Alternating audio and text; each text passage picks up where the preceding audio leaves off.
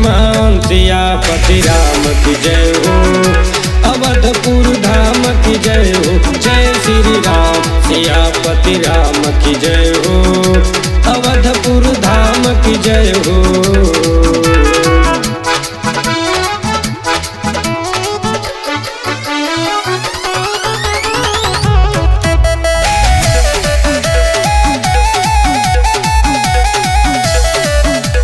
जाग उठा हिंदुत जहाँ में राम राज अब आएगा।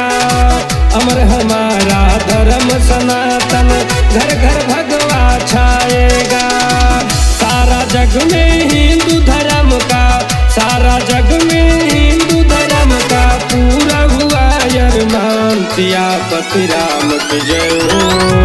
अवधपुर धाम की जय हो। जय श्री राम सियापति राम की जय हो। अवधपुर धाम की जय हो।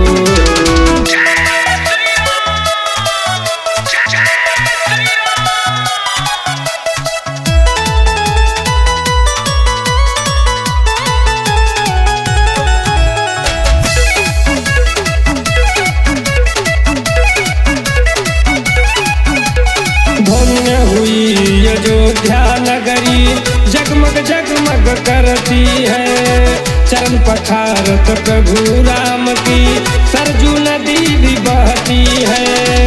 दीप जलाकर पुरुषोत्तम जी, दीप जलाकर पुरुषोत्तम बलिराम करे गुणगान सियापति राम की जय हो। अवधपुर